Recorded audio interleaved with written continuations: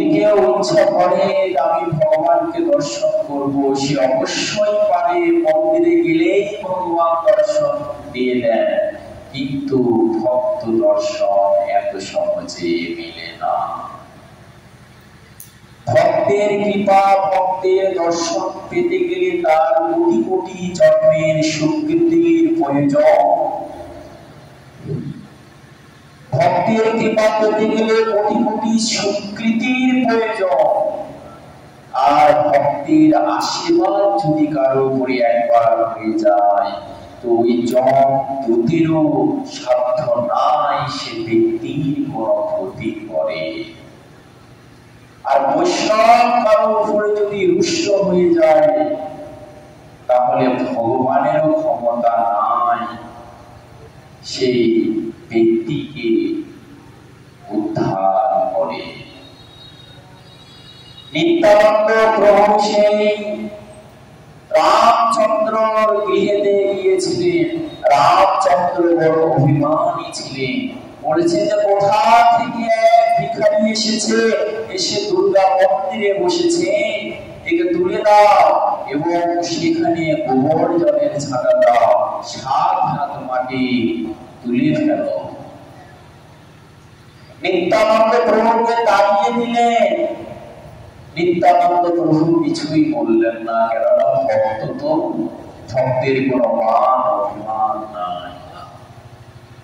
কে অপমান করলো, কে প্রশংসা করলো, কে মারধর করলো, কিছুই তার জ্ঞান থাকে না। নিত্যানন্দ প্রভু সেখান থেকে চলে গেলেন, বলেছেন যে ঠিকই তো, এটা তো আমাদের জন্য জায়গা নয়। নিত্যানন্দ প্রভু শুধু এইটুকুই বলেছেন, ঠিকই তো, এটা তো আমাদের জন্য জায়গা নয়। তার কিছুদিন পর যমকরা এসে সেই রামচন্দ্রের দুর্গা মন্দির দখল করে সেখানে হত্যা করল। সেই অপরাধে সেই গোটা গ্রাম ছাড়খাড় হয়ে গেল। দেখুন বৈষ্ণব অপরাধের ফল কি। একজন যদি বৈষ্ণব অপরাধ করে, তাহলে তার দোষে গোটা গ্রাম ধ্বংস হয়ে যায়। আর একজন যদি বৈষ্ণবের সেবা দেয়, বৈষ্ণবের কৃপা লাভ করে, তার পূর্ণ ফলে গোটা গ্রাম যেন ধামে পরিণত হয়ে যায়। বৈষ্ণবের মাহাত্ম্য দেখুন। মাধবেন্দ্রপুরী বলে চিৎকার করছেন সেই পূজারী, কোথায় মাধবেন্দ্রপুরী, কোথায় মাধবেন্দ্রপুরী। মাধবেন্দ্রপুরী সেখান থেকে বলছে যে এই তো মই দাস মাধবেন্দ্রপুরী। ও তুমি মাধবেন্দ্রপুরী, আগে প্রসাদটা সেখানে রেখে জল দ্বারা হস্ত ধৌত করে তাকে ষষ্ঠাঙ্গে দণ্ডবধ করলে। দেখুন পদে পদে আচরণে আচরণে শিক্ষা দিচ্ছেন। প্রসাদী হস্ত দ্বারা কাউকে প্রণাম করতে নয়। প্রণামের বিধান দিয়েছে যে প্রসাদী হস্ত দ্বারা কাউকে প্রণাম করতে নয়। যখন কেউ প্রসাদ ভক্ষণ করবে সেই অবস্থায় প্রণাম করতে নয়। নিজেও প্রণাম নিতে নয় এবং অন্যকেও প্রণাম করিতে নয়। এখন প্রসাদী হস্ত কখন কখন হয়, কখন কখন হয়, এখানেই তো রহস্য। শুধু কি অন্ন ব্যঞ্জনাদি ভগবানের ভোগ বর্ষ করলেই প্রসাদী হয়? বলছে যে না, ওটি তো হয়, আরো আছে। যখন আপনি জপের মালা করছেন, সেটি বর্ষ করে কাউকে প্রণাম করা যাবে না, কেননা জপের মালা প্রথমে তো গৌর হরির চরণেই দিয়েছিলেন, সেটি প্রসাদী হয়ে গেল। ভাগবত স্পর্শ করে, তুলসী স্পর্শ করে কাউকে প্রণাম করতে যেও না।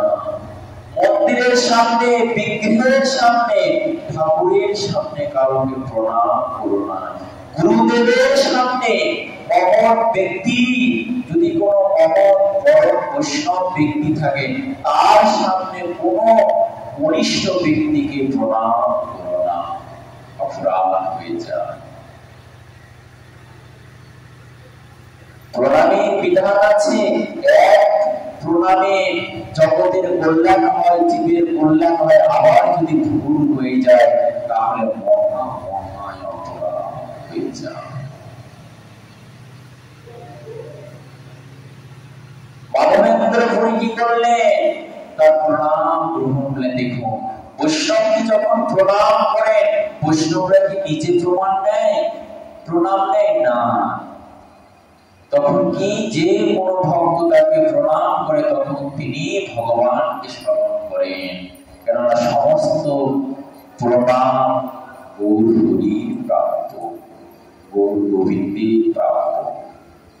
বৈষ্ণবদের যখন প্রণাম করেন, সেই প্রণামটা বৈষ্ণব ট্রান্সফার করে দেন সেই ভগবানের কাছে।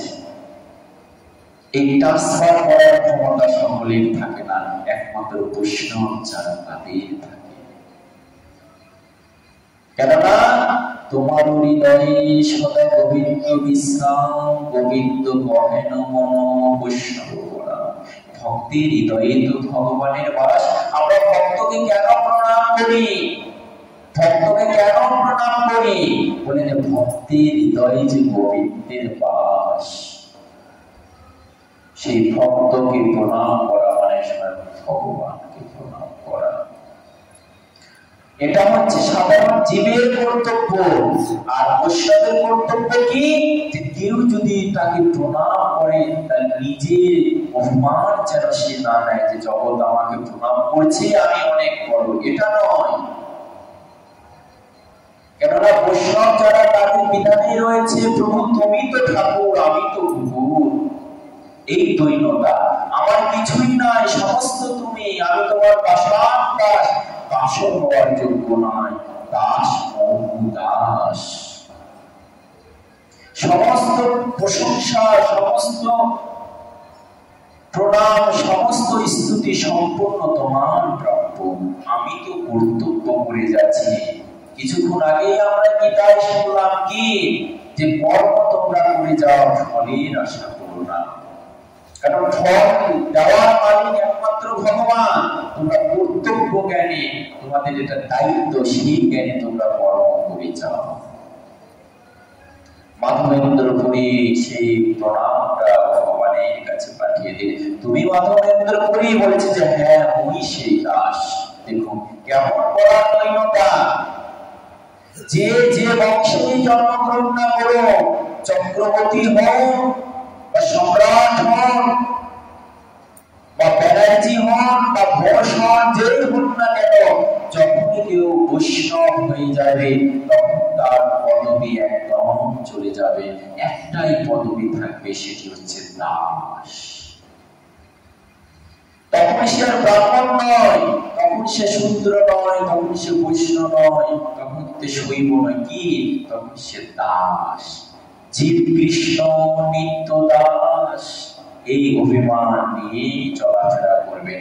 তাহলে যখন দাস অভিমান থাকবে তখন কি উনার ভিতরে গৌরভাব জাগতে পারে? উনি তো দাস, আমরা তো দাস। সেই পূজারী মাধবেন্দ্র পুরীকে প্রণাম। আপনি এত মহান, এত ভক্ত, দেখুন আপনার জন্য আমাদের গোপাল সেই ক্ষীর চুরি করে রেখেছে, আস্বাদন করুন। মাধবেন্দ্র পুরী সেই ক্ষীর আস্বাদন করলে যেন গোপালের অপ্রাপ্ত বেশি আছে। দেখুন প্রসাদ গ্রহণের কেমন আস্বাদন। দেখুন আমরা কি করি, প্রসাদকে সাধারণ জ্ঞানে গান করি। যে প্রসাদ যখন গ্রহণ করি তখন কি বলি যে লবণ কম হয়েছে, ঝাল কম হয়েছে, তেল বেশি কম হয়েছে, এটা ওটা আমি যাতে বলে থাকি। বলছি যেগুলো মহা মহায় অপরাধ হয়ে যায়। যখন ঘন্টা বাজিয়ে তুলসী নিবেদন করে যখন ধূপ হয়ে যায়, তখন সেই দ্রব্যে সেই ধূপে কোনো বিচার করতে নাই। সেটি লবণ কম হলো কি বেশি হলো, এটা বলা মাত্রই অপরাধ হয়ে যায়। সেই মাধবেন্দ্র পুরী পরমানন্দে সেই মহাপ্রসাদ আস্বাদন করলেন এবং পরের দিনে চিন্তা করছেন, চারিদিকে হট্টগোল পড়ে গেল যে কোথায় থেকে বাবাজি এসেছেন তার জন্য যে আমাদের গোপাল ক্ষীর চুরি করে রেখেছিলেন, সকলে তাকে দেখতে আসতে লাগলো। দেখুন ভক্তের স্বভাব কি, যে নিজের প্রচার ওনারা করতে চান না, কিন্তু ভগবানের স্বভাব কি ভক্তের প্রচার করে দেন। ভক্তের স্বভাব ভগবানের প্রচার করা, ভক্তের স্বভাব হচ্ছে ভগবানের নাম কীর্তন প্রচার করা, আর ভগবানের স্বভাব হচ্ছে ভক্তের মহাত্ম্য তুলে ধরা। এটাই হচ্ছে ভক্ত ভগবানের খেলা। আজ স্বয়ং গোপাল সেই মাধবেন্দ্রপুরীর মহাত্ম্য প্রচার করছেন। দেখুন কেমন করে প্রচার করলেন। কিন্তু ভক্তের স্বভাব কি জানে, যখন যেখানে প্রতিষ্ঠা চলে আসে, নাম চলে আসে, সেই স্থানে আর ভক্তরা থাকেন না। কেননা যেখানে তার প্রতিষ্ঠা চলে আসে, মান চলে আসে, সেখানে তার অভিমান চলে আসবে। আর অভিমান আসা মাত্রই কৃষ্ণ ভক্তি উদ্ধার হয়ে চলে যায়। মাধবেন্দ্রপুরী সেই সকালবেলা করলেন কি, সেই স্থান পরিত্যাগ করে চলে গেলেন। এটা কি প্রকাশ পেল? দৈন্যতা। এই দৈন্যতাই হচ্ছে ভক্তের ভূষণ। ভক্তের ভূষণটাই হচ্ছে দৈন্যতা। আমি তো কিছু জানি না, আমার তো কিছু নাই, নেই বিদ্যা বুদ্ধি, নেই পাণ্ডিত্য, অতি অধম মূর্খ আমি, এই যে নিচুতা, আমি তো কিছু জানি না, এই ভাবটা কিন্তু সহজে আসে না। এই ভাবটা কখন আসে? যখন এই ধরনের সাধকের সঙ্গ হয়ে যায়। এই ধরনের সাধকের যখন সঙ্গ হয়ে যায়, তখন মাত্রই এই ভাবটা আসে, কিন্তু পূর্বে নয়। কেননা সাধু সঙ্গ সর্বশাস্ত্রে হয়, লবমাত্র সাধু সঙ্গ কৃষ্ণ ভক্তি হয়। এটা একমাত্র সাধুদের দ্বারাই সম্ভব। এটা সাধুদের সম্পত্তি, সাধুরাই নাম করতে পারে। তাই গৌর হরিয়াজ আমার ভক্তদের সেই দৈন্যতা শিক্ষা দিচ্ছে, কেমন করে নিজে আচরণ করে দৈন্যতা শিক্ষা দিচ্ছে। তার পার্শ্বগণের মধ্য দিয়ে নিজে যেটুকু আচরণ করতে পারলেন, বাকিটা তার পার্শ্বগণ রূপ সনাতন, রঘুনাথ ভট্টাচার্য, ভুবন বসিজি, গোলকনাথ, এদের দ্বারা উনি প্রচার করালেন তার বৈরাগ্য কথা।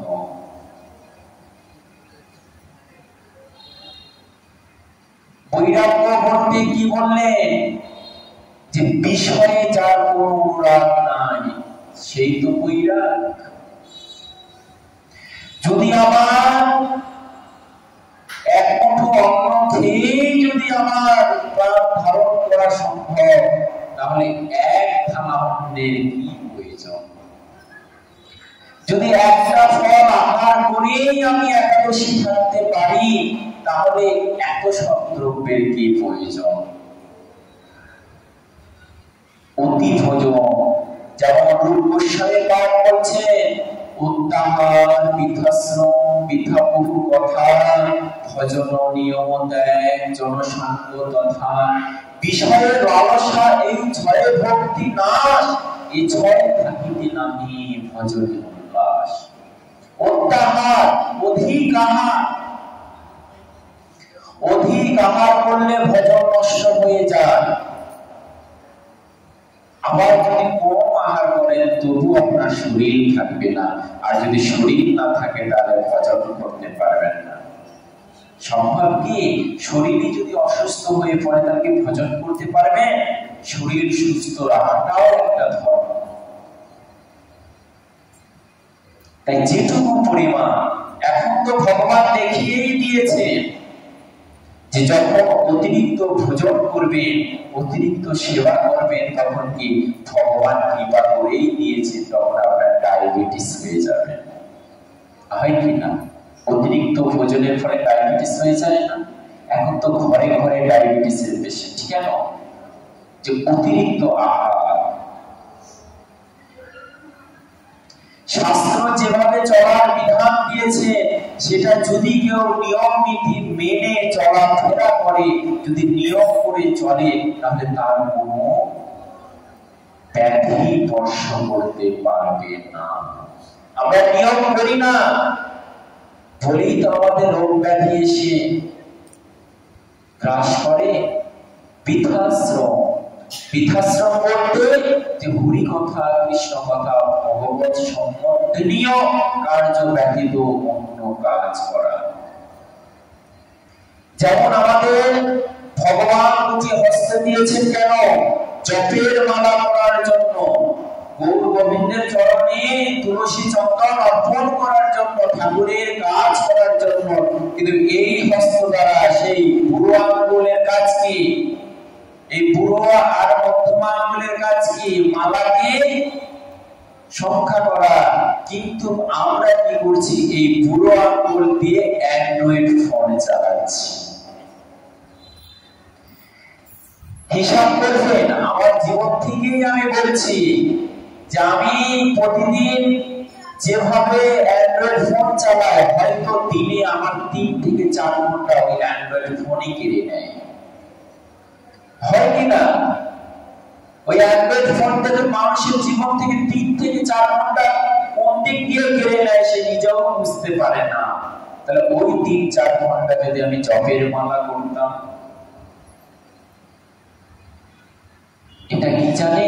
এটা কলি মহারাজের প্রতারণা। ধর্ম যেমন এসেছে, কলিও তো বসে না, কলি মহারাজও তো বসে নাই। এই কলি মহারাজ এই অ্যান্ড্রয়েড ফোন রূপে বিকশিত হয়েছে। কেন? ওই ভজনের পথ থেকে সরিয়ে দেওয়ার জন্য। যত দেখবেন বিষয়ী দ্রব্য, দেখবেন যে দ্রব্য আপনাকে বিষয়ের দিকে নিয়ে যায়, কৃষ্ণ চিন্তা ভাবনা থেকে দূরে নিয়ে যায়, জানবেন যে সেটি কলির প্রভাব, তার ভিতরে কলির বাস। যেমন মায়েদের একটা দ্রব্য কেড়ে নেয়, সেটা হচ্ছে সোনা। মায়েরা আর কিছু ভালোবাসুক চায় না বাঁচুক, নিজের সোনা দানাকে কিন্তু মায়েরা খুব ভালোবাসে। অলংকার আমাদের ভারতীয় রমণী, বাংলাদেশের রমণী একদম খুব সোনাকে ভালোবাসে। তো বলেছে যে এই সোনার ভিতরে কলির বাস। মনটাকে বিস্মৃত করে দেওয়ার জন্যই কলির এগুলো প্রচার। বৃথা বহু কথা শব্দে কি? যে কৃষ্ণ কথা ব্যতীত, ভগবত কথা ব্যতীত অন্য কোন গল্প করা। যেমন আজকাল কীর্তনে, ভাগবত আসরে দেখা যায় রকমারি গ্রাম্য কথা দিয়ে ভরানো। বাবা তুমি গ্রাম্য কথা কেন বলছো? শাস্ত্রের বাইরে কেন কথা বলছো? বলে শাস্ত্রের বাইরে কথা না বললে সেখানে মার্কেট পাওয়া যায় না, ভক্তদের আনন্দ দেওয়া যায় না। এগুলো কি কোনো কথা? আমাদের শাস্ত্রে উল্লেখ করেছেন যে কীর্তন আসরে, ভগবত আসরে শাস্ত্রের বাহিরে কোনো কথা বলতে নাই। শাস্ত্রের বাইরে যদি কেউ কথা বলে এই ব্যাস আসনে বসে, তাহলে তার সেই ব্যাস আসনকে অপমান করা হয়। ওই জন্য পাঠক যারা, তাদের শুদ্ধাচারী পাঠক, বিশুদ্ধ পাঠক, যিনারা আসলেই প্রেমিক রসিক, তাদেরকে এই ব্যাস আসনে বসিয়ে হরি কথা শুনতে হয়। কৃষ্ণ কথা ব্যতীত অন্য কোনো কথা নাই। কৃষ্ণ কথা ব্যতীত সম্পূর্ণ কথা কালাইয়াতে কৃষ্ণ কথা সমান।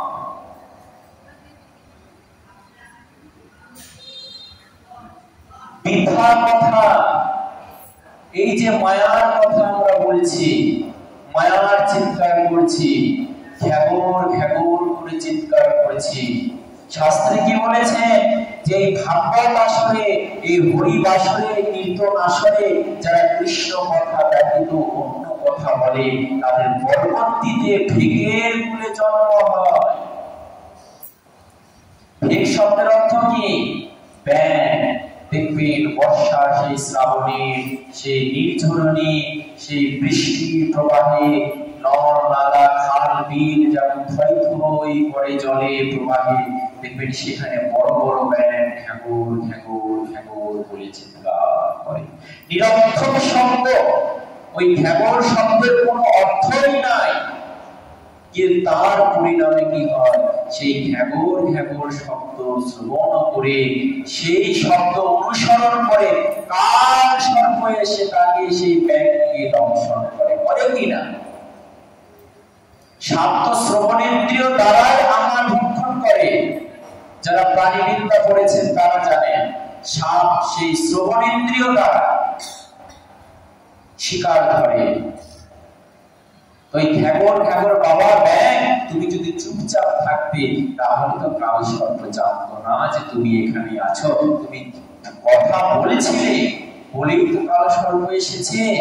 শাস্ত্র বলছেন আমরা যাতে মায়ার বিষয় নিয়ে ঘ্যাগর ঘ্যাগর করছি, যে আমার পুত্র, আমার বন্ধু, আমার সখা, আমার সংসার, বাবা এইটুকু চিন্তা করেন না যে আজই যদি আমি মারা যাই কাল সংসার আপনাকে আর চাইবে না, আপনার জন্য সঞ্চয় অসঞ্চয় পালন করবে। আপনি মারা গিয়েছে, আমি মারা গিয়েছি, আমার জন্য ওই বাড়িতে 11 দিন পর্যন্ত প্রদীপ জ্বালবে না, 11 দিন পর্যন্ত সেবা কার্য করবে না, 11 দিন পর্যন্ত গায়ে সাবান দেবে না, ক্ষিপ্র করবে না। এতটাই অস্পৃশ্যই আমি। শাস্ত্রে তো উল্লেখ করেছেন মৃত সব দর্শন করা মাত্র তাকে স্নান না করা পর্যন্ত মন্দিরে ভগবত গৃহে গর্ভগৃহে প্রবেশ অধিকার নাই। তাহলে এতটা অস্পৃশ্য দেহের মধ্যে কি আছে? আমরা যে দেহের মোহে লালায়িত, দেহের আকর্ষণী দেহের ভিতরে কি আছে? শঙ্করাচার্যের শিষ্য বলেছিলেন যে প্রভু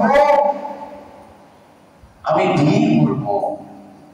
শঙ্করাচার্য বলছেন কি রে বাবাজি, ব্রহ্মচারী পালন করছিস আর তোর মনে এই বিয়ের বাসনা জেগেছে কেন? বলছে এক রমণীকে দেখে আমার এই মনের বাসনা জেগেছে। ঠিক আছে তুই বিয়ে করবি, ভালো কথা, আমি তোকে বিয়ে দিব, কিন্তু এক রাত্রিতে আমার কাছে থাক। শিষ্য সেই রাত্রিতে গুরুদেবের চরণে শয়ন করছে। গভীর রজনীতে সেই শিষ্য স্বপ্নে দর্শন করছে তপ্ত কড়াইয়ে তেল গরম হচ্ছে, অরুণে সেই তপ্ত তেল গরম হচ্ছে,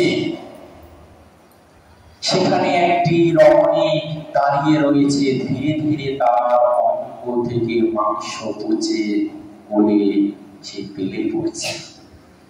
ধীরে ধীরে সমস্ত অস্থি, সমস্ত ঐশ্বর্য, সমস্ত যৌবন, রূপ যৌবন সমস্ত গলে দুর্গন্ধ বের হচ্ছে। কঙ্কাল সেও পুড়ে চলে গেল। শেষে গিয়ে সেই 2.5 কেজি সেই ছাই থেকে গেল। মানুষ মারা গেলে সেই অস্থি কয় কেজি হয়?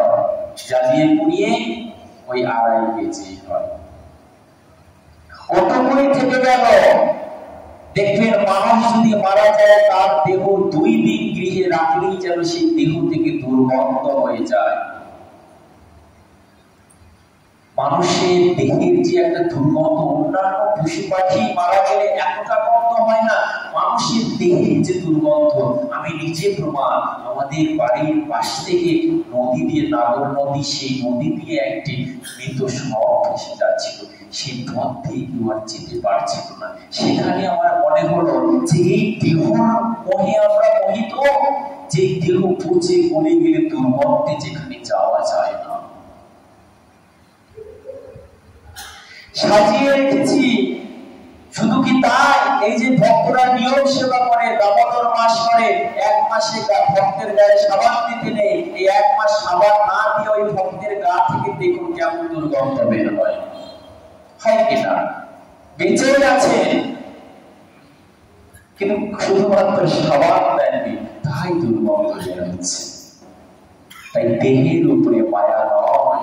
সেই শঙ্করাচার্যর শিষ্য সেই রজনীতে সেই গুরুদেব যখন কৃপা করে সেই দর্শন দেখালেন, তখন আমি অঝর নয় রে গুরুদেবের চরণে পড়ে গেলেন, গুরুদেব আমি ভুল করেছি। গুরুদেব বললেন যে বৎস, ভুল তো শিষ্যরাই করে। যখনই তুমি ভুল শিক্ষা পেলে তখনই সেই স্থান পরিত্যাগ করো। তারপর থেকে তার দর্শন কেন নিজের মন থেকে নারী চিন্তা চলে গেল। অত্যাচার বৃথাশ্রম বৃথা বহু কথা, ভজন নিয়ম ত্যাগ জনসঙ্গ তথা। ভজনের নিয়ম আছে, সময় আছে, এই সময়ের ভিতরে ভজন করতে হয়। অসময়ে সাধনে ফল মেলে না। বাল্যভঙ্গি 8:30টার মধ্যেই শেষ করতে হয়। ঠাকুরের বাল্যভোগ 8:30টার মধ্যেই শেষ করতে হয়, এটি নিয়ম। মধ্যাহ্ন ভঙ্গি 11:30 থেকে 12:30, 12:40 মধ্যেই শেষ করতে হয়। এখন আমাদের দেখা কি যায় যে কীর্তন গাইতে গাইতে 1টা 2টা বেজে যায়। এটা কিন্তু নিয়ম নয়, এটা নিয়ম নয়, ওটা সময় নাই। এই জন্য তো আমরা কর্ম ঠিকই করছি না, প্রতিদিন সেবা কার্য করছি, ঠাকুর সেবা করছি, নন্দনাদি করছি, কিন্তু ওই যে একই সেবা একই কর্ম করে সেই রূপ সনাতন রঘুনাথ ভট্টযুগ গৃহ ছেড়ে সন্ন্যাস নিয়ে চলে গেলেন, বৃন্দাবনে গিয়ে ভজন করছেন, এই একই সেবা আমিও করছি, কিন্তু প্রেম তো পাচ্ছি না। তারা যে আস্বাদন করছে সেই আস্বাদন তো আমরা পাচ্ছি না। কেন পাচ্ছি না? বলে সঠিকভাবে হচ্ছে না বলেই পাচ্ছি না। প্রেম নাই। কে বললো প্রেম নাই? এই নামে কি প্রেম নাই? এই কর্মে কি প্রেম নাই? অবশ্যই আছে, কিন্তু নেওয়ার মতন নিতে পারি না, সেবা করার মতন সেবা করতে পারি না। এই জন্যই তো আস্বাদন হয় না। ভজন নিয়ম, এই যে ভাগবত আসনে বসে আছি, ভাগবত আসনে বসে কি হরিকথা শ্রবণ করছি, এই সময় কি করবেন জানেন? এই সময় হস্তে মালা নেবেন। হরিকথা শ্রবণ হচ্ছে, আবার মনে মনে মালা জপ করছে, তাতে কীর্তন হয়ে যাবে। এক সাথে দুই কাজ, দুই অঙ্গের সেবা হয়ে যাবে। এই হাতকে বিশ্রাম দিচ্ছেন কেন? এই হাতকে বিশ্রাম দেওয়া যাবে না, সর্বদাই কর্মের ভিতরে থাকতে হবে। মালা জপ করুন। অনেক কীর্তনিয়া বলে থাকেন যে ভাগবত আসলে পাঠ আসলে জপ করতে নাই, বলছে যে তারা শাস্ত্র জানে না বলেই বলছে, তারা তাদের সদ্গুরু চরণে আশ্রয় হয়নি বলেই বলছে। মহাত্মা সেখানে কি বললেন?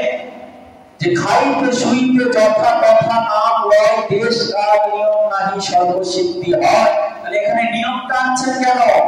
অনেক বাবাজি বলে থাকেন যে মালা করার সময় তাকে স্নান আদি করে শুদ্ধ আসনে বসে ঠাকুরের সামনে, মঠ মন্দিরে বা জলাশয়ের সামনে বসে হরিনাম করতে হবে। তারা শাস্ত্রের প্রমাণ দেখান হরিভক্তি বিলাসেই রয়েছে যে শুদ্ধভাবে আচমনি করে বসে মালা করতে হবে। শুধু কি তাই? সে আসনে উপবেশিত সময় যদি কুকুরকে দর্শন করে, আবার সে অবস্থায় গিয়ে চান করে মালা করতে হবে। যদি কোনো অবশ্যকে দর্শন করেন, আবার গিয়ে চান করে মালা করতে হবে। এত কি পারবেন আপনি? মালা করার যেটি বিধান দিয়েছেন শাস্ত্র, যেটি নিয়ম দিয়েছে, সেই হিসাবে কি মালা করতে পারবে? এই কলিযুগের মানুষ কি পারবে? সত্য যুগের মানুষ পেরেছিল, দাপনের পেরেছিল, ত্রেতার পেরেছিল। তারা গৃহ পরিত্যাগ করে বন জঙ্গলে পাহাড় পর্বতে গিয়ে জপ করেছে, ধ্যান করেছে, তাদের অঙ্গ দিয়ে গাছের শিকড় উঠে গিয়েছে। তাদের আয়ু ছিল 1000 বছর, লক্ষ বছর, কোটি বছর তারা পেরেছিল। কিন্তু আমাদের আয়ু অল্প, আমাদের বড় আয়ুকে 100 বছর ধরা হয় সমীকরণে, কিন্তু আমরা কি 100 বছর বাঁচি? শাস্ত্র আমাদের 100 বছর আয়ু ধরেছে। কলিযুগে মানুষের আয়ু 100 বছর, কিন্তু 100 বছর কি আমরা বাঁচি? বিশ্ব রেকর্ডে বলা আছে 60 থেকে 70 বছর আমাদের গড়াও। তাহলে এই যে 30-40 বছর আমাদের চলে গেল, এটা কেন গেল? বলে অসৎ আচরণের ফলে আমাদের আমরাই ধ্বংস করছি। এটা গভীর কথা আপনারা জেনে নেবেন সৎগুরু চরণ আশ্রয় করে, যে আমাদের আমরাই নষ্ট করে দিচ্ছি। অল্প আলোর মধ্যে ও বলিয়ে কোন জীব এতটা এতটা শুদ্ধতা বিচার করতে পারবে না। এই জন্য মহাপুরু বলছেন ওগুলো শাস্ত্র সম্পূর্ণ তুলে রাখো, ওটা সত্য তা তাপর যুগের জন্য রয়েছে। এই কোরআন জীবের জন্য কি খাইতে শুইতে যথা তথা নাম লয়, দেশ কাল নিয়ম নাহি সর্বসিদ্ধি হয়। জয় জয় নিতাই গৌর সীতানাথ প্রতি প্রেমানন্দে।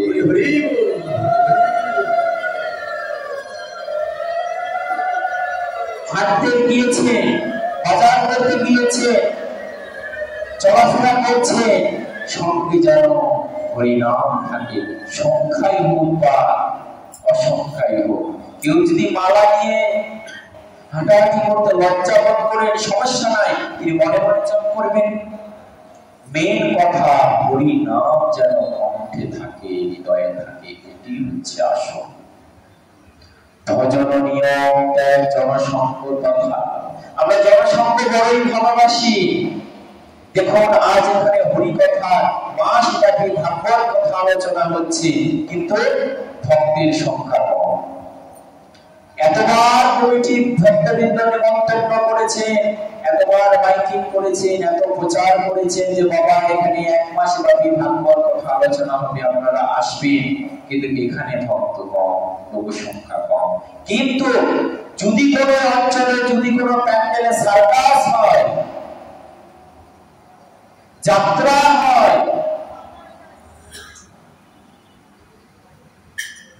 তাহলে সেখানে কি কোনো মানুষকে ডাকতে হয়? সেখানে কোনো মানুষকে ডাকতে হয় না, টিকিট কেটে যায়। তাই যায় কিনা? টিকিট কেটে যায়, 50 টাকা 100 টাকা করে টিকিট কেটে যায়। অথচ এই মন্দিরে এই ভাগবত আসলে কোনো টিকিটই লাগে না, শুধু শ্রদ্ধা ভক্তি নিয়ে আসা, এটি আসে না। তাহলে মানুষ দেখো আমাদের রুচিটা কি? হরি কথায় রুচি না, কৃষ্ণ কথায় রুচি না, অসৎ কথায় শপথ বল, ভক্তি গন্ধ মাহি পায়, কেবল পশুরই পায়, মিছা ভক্তে চাইছে ত্রিভুবন। অসৎ কথায় শপথ বল, হরি কথা বলতে ভালো লাগে না, কৃষ্ণ কথা বলতে ভালো লাগে না, শুধু আলোচনা করতে ভালো লাগে। ও এটা করলো, ও ভালো নয়, ওর কাছে যেও না, এগুলো কথা। অসৎ কথায় শপথ বল। কিন্তু নিন্দা যদি করতেই হয়, আলোচনা যদি করতেই হয়, তো ভগবানের আলোচনা করুন না। কারণ যদি স্বভাব থাকে, দেখুন কিছু কিছু মানুষের স্বভাব রয়েছে নিন্দা করা, তাই না? যেমন একটি মানুষ ছিল যে শুধু নিন্দা করত। এক ব্যক্তি তাকে পরিকল্পনা করেছে যে আমি তাকে এমন ভাবে সেবা দিব, নিন্দার কোনো ফাঁক রাখবো না। সেই ব্যক্তিকে নিয়ে এসে পরম শ্রদ্ধাকারে সেবা দিলেন, সেবা শুশ্রূষা করে যাওয়ার সময় মুখে আঙ্গুল দিয়ে দিলেন, কোন সেবা শুশ্রূষার ফাঁক রাখলেন না। পরে যাওয়ার সময় ওই লোকটিকে বলেছিলেন যে আপনি কি কোনো দোষ পেলেন, কোনো নিন্দা পেলেন, ভালো হয়েছে তো? তো বলছে হ্যাঁ, আমি নিন্দার কোনো ফাঁক পাইনি, সম্পূর্ণই ভালো হয়েছে, কিন্তু বেশি ভালো আবার ভালো না। ওর স্বভাবটা নিন্দা করা। ভালো হয়েছে বলছে যে বেশি ভালো আবার ভালো না, নিন্দা করবে। কারণ স্বভাব যে নিন্দা করাই যে তার স্বভাব। বলছে যে এইরকম নিন্দুক যদি কোনো ব্যক্তি হয়, যদি নিন্দাই তার স্বভাব হয়, তাহলে কৃষ্ণের নিন্দা করো, কৃষ্ণের নিন্দা করো, নবনী চুরি করেছেন, বসন চুরি করেছেন, রাসলীলায় পরক্রিয়া করেছেন, অন্য গোপীকে হরণ করেছেন, পুতনা বধ করেছেন, তিলকাসুর বকাসুর কত অসুরকে নিধন করেছেন। সেই কুরুক্ষেত্রের যুদ্ধে কত কুটিলতা, রাজনীতি, তখন তিনি রাজনীতিবিদ ছিলেন। কুরুক্ষেত্রের যুদ্ধে তখন ভগবান সেই মাধুর্য ভগবান ছিলেন না, ঐশ্বর্য ভগবান ছিলেন, একটা কূটনীতিবিদ ছিলেন। কেমন কুটিলতা করে যুদ্ধকে একবার নিয়ন্ত্রণে আনলেন দেখুন। কত ঝড় চাতুরি করে সেই দুর্যোধন। কেউ কি ভাবতে পেরেছিল যে পঞ্চপাণ্ডব জয়ী হবে? দুর্যোধনের পাল্লায় লেগেছিল অশ্বত্থামা, দ্রোণাচার্য, ভীষ্ম। এক ভীষ্মের প্রতিজ্ঞা হয়েছিল যে এক ভীষ্মের হাতে যতক্ষণ বাণ থাকবে কারো সাধ্য নাই সেই যুদ্ধে কেউ তাকে পরাস্ত করে। দ্রোণাচার্য গুরু, পঞ্চ পাণ্ডবকে যিনি অস্ত্র শিক্ষা দিয়েছিলেন, গুরু সেই শিষ্য কি গুরুদেবের সঙ্গে পারে? সেখানে কি হলো? পঞ্চ পাণ্ডবের জয়ী হলো। কেন হলো? ভগবান শ্রীকৃষ্ণের কুটিল শিক্ষায়। সর্বশেষে যখন সমস্ত কুটিলতা অবলম্বন করে সমস্তকে নিধন করে দিলেন, কিন্তু দুর্যোধনকে আর পাচ্ছেন না। কেননা তিনি সেই মায়ের কাছ থেকে বর প্রাপ্ত হয়েছিলেন, সমস্ত শরীর যেন তা লৌহ সম হয়ে যায়। এমন লৌহ সম কৃপা যদি সেই দুর্যোধন পেয়ে যায়, তাহলে তো সে অমর হয়ে যাবে, তাহলে তো তাকে আর পরাস্ত করা যাবে না। তখন সে দেখুন কেমন কুটিলতা, যে বলছে যে দুর্যোধন, আমি তো জানি তুমি দুর্যোধন নও, তুমি হচ্ছে সুবোধন। দেখুন ভগবানের কেমন চাতুরি, মিষ্টি মিষ্টি কথা যদি শিখতে হয়, যদি কাউকে কুটিলতা শিক্ষা দেওয়া, যদি শিক্ষা নিতেই হয়, তাহলে ভগবানের কাছ থেকে। কি বলছেন যে ভগবান, দুর্যোধন তুমি তো দুর্যোধন নয়, তুমি তো সুবোধন। দেখুন কারো ক্ষতি করতে গেলে, কারো অনিষ্ট করতে গেলে আগে তার সঙ্গে মিল দিতে হয়। এই শিক্ষাটা ভগবানই দিয়েছে। আর কি দিয়েছে? শত্রুকে নিধন করতে গেলে শত্রুর সঙ্গে বন্ধুত্ব করতে হয়। আজ আমাদের ভারতবর্ষে, বাংলাদেশ শুধু ভগবান শ্রীকৃষ্ণকে ভগবান বলে জ্ঞান করে। আমেরিকা এগুলোতে যেগুলো বিদেশি ভক্ত, তারা শুধু ভগবানকে, কৃষ্ণকে ভগবান নয়, তারা একটা রাজনীতিবিদ মনে করেন, শ্রদ্ধা করেন। ভগবান নয়, একটা রাজনীতিবিদ। সেই 18 অশ্বারোহী সৈন্য নিয়ে একটা সুন্দর ভাবে যুদ্ধ পরিচালনা করেছিলেন। দুর্যোধনকে বলেছেন, দুর্যোধন তুমি তো অনেক বড় হয়েছ, আমাদের শাস্ত্রে রয়েছে 8 বছরের উপরে কোন সন্তান তার মায়ের কাছে উলঙ্গ যেতে নাই। 8 বছরের নিচে সন্তানের কোন দোষ ধরে না, সে তো শিশু। 8 বছরের পর থেকে সন্তান মায়ের সামনে কোনোদিনও উলঙ্গ হবে না, তাহলে অপরাধ হয়ে যায়।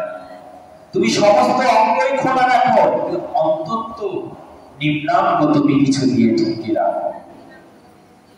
দুর্যোধন করলেন কি? গলার পাতা দিয়ে সেই নিম্নাঙ্গ ঢেকে রাখলেন, গুরু ঢেকে রাখলেন। সমস্ত মাতৃদর্শনে লৌহ সম হয়ে গেছে, কিন্তু ওই জায়গাটি কাঁচা ছিল। যখন যুদ্ধে ভীম পারছেনই না, তখন শ্রীকৃষ্ণ তাকে ইশারা দিলেন যে ভীম যেখানে সেখানে মারলে হবে না, আসল জায়গায় মারো। তখন তো সেই পরাস্ত হলে, এই দেখুন কেমন কুটিলতা, কেমন শিক্ষা দিচ্ছে। যদি নিন্দা করতেই হতো, ভগবানের নিন্দা করো। ভগবান বলছে যে কেউ যদি আমার নিন্দা করে, আমি ওই নিন্দা কি করলো সেটি আমি নিই না, আমি নিজে সে আমার নাম করছে কিনা। কংস, বকাসুর, ধেনাসুর কোনদিন ভগবানের স্তুতি করেছিল? শুধু তো নিন্দাই করেছিল, তাই না? ভগবানের তো তার অসুররা শুধু নিন্দাই করেছিল, কিন্তু শেষে ভগবানকে পেল কিনা? নারায়ণ পঞ্চরাত্রে নারদ মুনি বলছেন যে ভগবানকে যে শুধু ভালোবাসা স্তুতি করেই পাওয়া যায় এমনটা নয়, 5 প্রকারে ভগবানকে পাওয়া যায়: নিন্দা করে, দ্বেষ করে, হিংসা করে, সমালোচনা করে, ভক্তি করে। আশ্চর্য কথা দেখুন, নারদ মুনি বলছে যে ভগবানকে শুধু ভালোবেসেই পাওয়া যায় না, তাকে নিন্দা করেও পাওয়া যায়, তার উপরে হিংসা করেও পাওয়া যায়। কেননা যখন ভগবানের কারো নিন্দা করবেন, তখন সেই ভালোবাসার মানুষের যে ওই নিন্দক ব্যক্তিকে সবসময় মনে হবে, তাই হবে না? তার কিভাবে ক্ষতি করব, তার কি কি দোষ বের করে সমাজে প্রচারণা করব, এগুলো মনে হয় না? তখন তার ভাবনাটাই বেশি হয়। ভগবান বলছেন যে ভালোবাসাই হোক বা হিংসাই হোক, কেউ যদি আমার স্মরণ নেয়, আমাকে স্মরণ করে, আমার নাম তাকে তার হয়ে যায়। জয়জনী তাই কৃষ্ণনাথ হরি হরি বল, হরি হরি বল। বিষয়ে লালসায় ছয় ভক্তি নাশ। বিষয়ে লালসা, বিষয়ের লালসা এটি বড়ই কঠিন। প্রাণ পাখি উড়ে যায়, তবু লালসা যায় না। প্রাণ পাখি উড়ে যায়, তো মানুষের লালসা যায় না। মৃত শয্যাশায়ী আজ মারা যাবে, তবু সন্তানকে ডেকে বলছে যে সন্তান, ওই জায়গায় আমার একটা জমি কেনা ছিল, তুমি তার খতিয়ানটা বের করে নিও। আইসিইউতে ভর্তি রয়েছে, তবু সন্তানকে বলছে যে পুত্র, ওখানে আমার একটা জমি বের হয়েছে, তুমি তার খতিয়ানটা লিখে ঢুকে নিও। এই লালসাটা কখন আসে জানে? যখন আমার মনে আশা থাকে যে আমি ভোগ করব। ভক্তি ক্রম বিকাশ অন্তরায় মধ্যে বিনোদ বিহারী দাস বাবাজি মহারাজ উল্লেখ করেছেন একটা শিক্ষণীয় মূলক প্রসঙ্গ, যে এক রাজ্যে এক বিষয়ী রাজা ছিলেন। রাজ অন্য তো বিষয়ী অন্য, সে রাজাও বিষয়ী এবং তার মনটাও বিষয়ী, সে রাজ্যটাও বিষয়ী। বিষয় বেশি ভোগ করলে তার ব্যাধি হয়। আমরা প্রথমে শুনেছি অত্যাহারে অনেক ব্যাধি হয়। বিষয় যত ভোগ করবেন তত ব্যাধি হবে। মিষ্টি যত খাবেন তত ডায়াবেটিস হবে, হবে কিনা? ঝাল যত খাবেন তত আলসার হবে। কোলগেট, পেপসি কোলা যত খাবেন তত রক্তে ক্যান্সার হবে, ব্লাড ক্যান্সার হবে। ভাজা পোড়া যত খাবেন তত অম্বল হবে, গ্যাস হবে। যত বিষয় ভোগ করবেন তত তো ব্যাধি হবে। রাজা বিষয়ী ভোগ করছে, বিষয়ী ভোগ করতে করতে তার মরণ ব্যাধি চলে আসলো, আর শরীর ওঠে না, বাঁচবেন না। রাজার অসুখ হয়েছে, সমস্ত বৈদ্যকে খবর দেওয়া হলো যে কে কোথায় আছো, রাজাকে ভালো করতে হবে। সহসা এক বৈদ্য এসে বলছেন যে আমি পারবো। এত আগে অনেক বৈদ্য এসেছেন, কেউ পারেননি। হঠাৎ একটা বৈদ্য এসে বলছে যে আমি করে দিব, কিন্তু আমার ঔষধের চেয়ে কিছু পথ্য মেনে চলতে হবে। ব্যাধি হলে যে শুধু ঔষধ খেলে ভালো হবে তা নয়। যেমন ডায়াবেটিস কারণ হয়েছে, শুধু যে সেই ঔষধ খাবে ভালোভাবে সুগার নিয়ন্ত্রণে থাকবে তা নয়, নিয়মিত তাকে ব্যায়াম করতে হবে, প্রাণায়াম করতে হবে, তবে না সুগার নিয়ন্ত্রণে থাকবে। বলছে যে শুধু ঔষধ খেলে হবে না, কিছু নিয়ম পালন করতে হবে। বলছে বাঁচার জন্য কি করণীয় সেটা বলো। মৃত্যু পথযাত্রী তো বলছে যে বাঁচার জন্য কি করণীয় সেটা বলুন আগে। বলছে যে তোমাকে স্ত্রী চিন্তা ত্যাগ করতে হবে, বিষয়ী চিন্তা ত্যাগ করতে হবে এবং কৃষ্ণ চিন্তায় মনোনিয়োগ করতে হবে। বলছে যে দেখুন, আমার যেদিন থেকে ব্যাধি হয়েছে, সমস্ত ইন্দ্রিয় মনে বিকল হয়ে গিয়েছে। আমার আর অন্য কোনো চিন্তা হয় না, শুধু একটাই চিন্তা যে কবে আমি মারা যাব। তো বলছে যে ঠিক আছে, তাহলে আমি যে ওষুধ দিব 1 মাস আপনি আহার করবেন, তাহলে আপনি পরিপূর্ণ সুস্থ হয়ে যাবেন। ওই বৈদ্য করলেন কি, তারই বাগান থেকে একগুচ্ছ সেই বৃক্ষের পাতা নিয়ে এসে উনি একটি গিলাসে পরিপূর্ণ শরবত করেন আর আরেকটি গিলাসে অর্ধ শরবত করেন। যেটি পরিপূর্ণ গিলাস সেটি উনি বৈদ্য নিজে পান করেন, আর যেটি অর্ধ গিলাস সেটি রাজাকে পান করান। এইভাবে পান করাতে করাতে রাজার মনে একটা প্রশ্ন আসলো যে বাবাজি কেন পুরো গিলাস পান করে আর আমাকে কেন অর্ধ দেয়? প্রশ্ন করবে কিন্তু মনে সাহস হয় না। বড়দের কাছে প্রশ্ন চটকলে করা যায়? এইভাবে করতে করতে যখন 1 মাস হয়ে গেল, রাজা বুঝতে পারলেন আমার শরীর পুষ্ট হচ্ছে, বলবান হচ্ছে। এতক্ষণ ক্ষীণ ছিলেন, দুর্বল ছিলেন, কোনো কিছু ভাবনা ছিল না। যখনই শরীর পুষ্ট হয়ে গেল, সমস্ত ইন্দ্রিয় মন তাদের খেলা শুরু করে দিয়েছে। নয়ন চাচ্ছে একটু বিষয় দর্শন করি, কর্ণ চাচ্ছে একটু এটা ওটা শ্রবণ করি, জিহ্বা চাচ্ছে একটু চক্ষুচস্বলেহ আস্বাদন করে, সমস্ত ইন্দ্রিয় জ্ঞান জাগ্রত হয়ে গেলেন। কিন্তু বৈদ্য বলেছিলেন যে কোনদিনও যদি তোমার স্ত্রী সঙ্গের বাসনা জাগে, তৎক্ষণাৎ কিন্তু তোমার মৃত্যু হয়ে যাবে, এটি বলে দিয়েছিলেন। কিন্তু যখন তার সেই বিষয় লালসা জাগলো, তখন বৈদ্যকে ডেকে বলছে যে বাবাজি, আমার আজ বিষয়ের লালসা জেগেছে, আজ আমার বিষয়ের লালসা জেগেছে। বলে কেন জেগেছে? বলছে দেখছো না আমার শরীর পুষ্ট হয়ে গেছে, আমার 1 মাসের মধ্যে মৃত্যু হওয়ার কথা ছিল, কিন্তু তোমার অসুখে 1 মাস আমার পার হয়ে গিয়েছে, মানে আর আমার মৃত্যু হবে না, আমার শরীরও পুষ্ট হয়ে গেছে।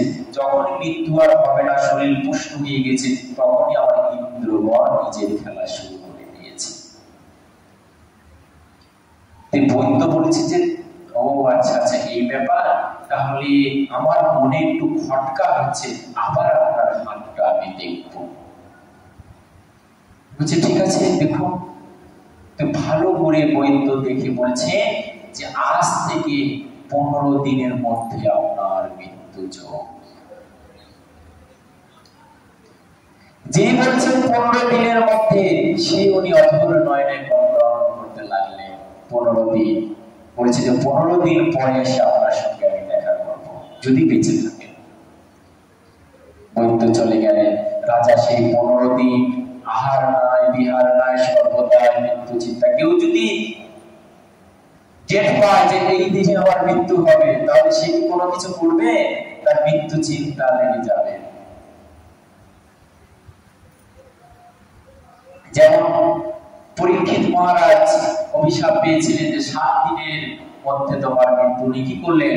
রাজ্যপাল পরিত্যাগ করে হরি কথা ভাগবতা শুরু করলেন। রাজাটাও ঠিক তাই করলেন।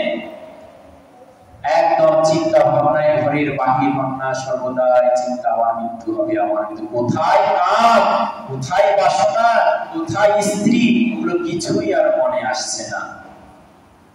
15 দিন, 16 দিন, 1 মাস চলে গেল, কই মৃত্যু তো হয় না, কই মৃত্যু তো হয় না। বৈদ্যকে ডাকা হলো। কি ব্যাপার, আপনি যে বলেছিলেন যে 15 দিনের মধ্যে আমার মৃত্যু হবে, কই মৃত্যু তো হলো না। বলছেন যে আপনার আওয়াজ তো বেড়ে গিয়েছে, মৃত্যু হবে না। তাহলে যে আপনি বলেছিলেন, বলে আমি বলেছিলাম এই জন্য, ওই যে তুমি ভাবনা করেছিলে যে আমার মৃত্যু হবে না, এই ভাবনা করাতেই তো তোমার মনে কাম এসেছিল। আর তুমি যে জানতে চেয়েছিলে যে আমি পূর্ণ গিলাস কেন খাই, তুমি অর্ধ গিলাস পান করে তোমার শরীর পুষ্ট, কামনা জাগ্রত হয়েছে, কিন্তু আমি পূর্ণ গিলাস পান করে তবু আমার ভিতরে কোনো কামনা বিষয় নাই। এর প্রশ্নের উত্তরটা এটি যে আমি প্রতিদিন মনে করি, যখন ঘুমাতে যাই তখন মনে করি রাত্রিতে আমি উঠতে পারবো কিনা, রাত্রিতে আমি উঠতে পারবো কিনা।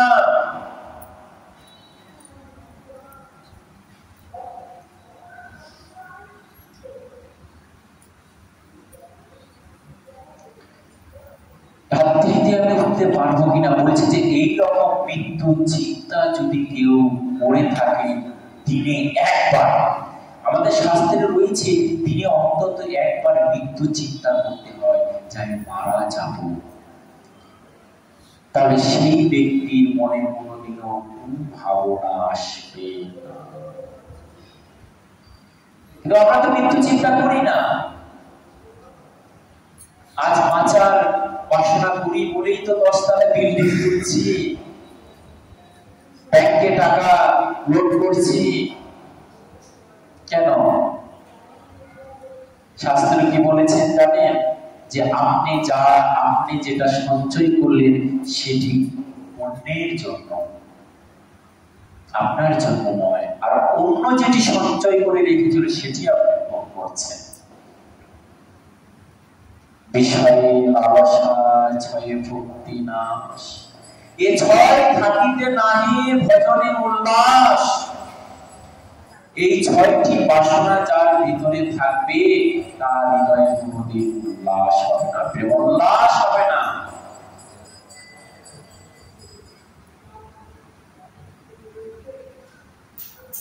আমাকে পাঠিয়ে দেওয়া হয়েছে সময় অল্প, তাই অল্প মধ্যে আমাকে শেষ করতে হবে। তাই শেষের কথা আমি আগেই বলে রাখছি। আজ বিগত 5 দিবস যাবৎ আমি আপনাদের চরণ সান্নিধ্যে হরিকথা কৃষ্ণ কথা আস্বাদন করছি। আসলে এই ব্যাসাসনে বসার যোগ্যতা আমার নাই। আপনাদের মহা বৈষ্ণবের সম্মুখে হরিকথা কৃষ্ণ কথা বলার সমর্থ, যোগ্যতা, বুদ্ধি, জ্ঞান কিছুই আমার নাই। আপনারা কৃপা করুণা করে এই অধমকে এই উচ্চাসনে বসিয়েছেন। দেখুন আমি কার উপরে বসে আছি? একটা চৌকির উপরে তো। তাহলে চৌকির উপরে যে বসে থাকে সে কি চৌকিদার? আর আপনারা কোথায় বসে আছেন? জমিতে বসে আছেন। যে জমিতে বসে থাকে সে কি হয়? জমিদার। তাই মনে ভাববেন না যে আমি উপরে বসে আছি, আমি উপর। আমি যত উপরে আছি তত নিচু। যে যত উপরে থাকবে জানবেন সে তত নিচু, আমি নিচু। কেননা যাদের ফল থাকে, যাদের জ্ঞান থাকে, বুদ্ধি থাকে, তারা তত নিচু হয়ে যায়। আর যে যত শূন্য সে তত ঊর্ধ্বে উঠে যায়। বেলুন ভিতরে কি থাকে? শুধু গ্যাস দিয়ে উড়িয়ে দিন উপরে চলে যাবে, আর বড় পাথর নিচে নেমে যাবে। তাই আপনারা হচ্ছেন পাথর সমসে প্রেমিক, সেই জ্ঞান সমৃদ্ধ পরিপূর্ণ। আপনাদের মাঝে হরি কথা কৃষ্ণ কথা বলার যোগ্যতা আমার নাই। তাই এই 5 দিন যাবত যে আস্বাদন করেছি, ভেগ জিহ্বায় যে হরি কথা কৃষ্ণ কথা আপনারা শ্রবণ করেছি, হয়তো অনেক রসভাস হয়ে থাকবে, অনেক সিদ্ধান্তে ভুল হয়ে থাকবে, ছন্দ ব্যাকরণ অলঙ্কারে অনেক ভুল ভ্রান্তি, ভাষা প্রসঙ্গে অনেক ভুল ভ্রান্তি শাস্ত্র শিক্ষায় হয়ে থাকবে। কারো বা গুরু নিষ্ঠায়, কারো বা বৈষ্ণব নিষ্ঠায়, কারো পরম্পরা নিষ্ঠায় অনেক ভুল ভ্রান্তি হবে, অপরাধ হবে। তাই নিজের সন্তান মনে করে, নিজের কৃতদাস মনে করে, নিজের চরণের দাস মনে করে এই শ্যামানন্দ দাস করে অপরাধ আপনারা আলোচনা করবেন। আর পরিচয় বলতে গেলে আমি আমাদের গুরুদেব হচ্ছেন 108 প্রভুপাদ কৃষ্ণচন্দ্র গোস্বামী। উনি নবদ্বীপ নদিয়ার এক পরম বৈষ্ণব। তিনার চরণ সান্নিধ্যে আমি কৃপা লাভ করার সৌভাগ্য লাভ করেছি এবং তিনি আমাকে উপনয়ন করেছেন এবং সংস্কার করেছেন। আজ সম্পূর্ণই তার কৃপা এবং করুণা। তার সংলগ্নে আমি শুধু ভাগবত পাঠি আস্বাদন নয়, পদাবলী গানও ঠিকঠাক একটু করে থাকি। তো এই আপনাদের কৃপা করুণা যেটুকু লাভ করতে পেরেছি সেটুকুর মধ্যে করার চেষ্টা করি। তাই আপনাদের কাছে এই অধমের প্রার্থনা, যেমন কৃপা করুণা এই দাসকে কৃপা করবে যাতে আমি আপনাদের মতন পরমহংসদের কাছে যতদিন বেঁচে থাকি এই হরিকথা কৃষ্ণ কথা সেবা করে যেতে পারি। জয় জয় নিতাই গৌর সীতানাথ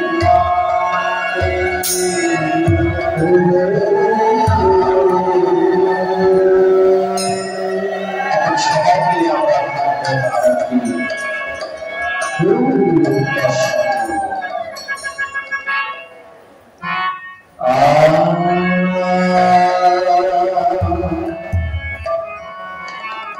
जय राधा माधव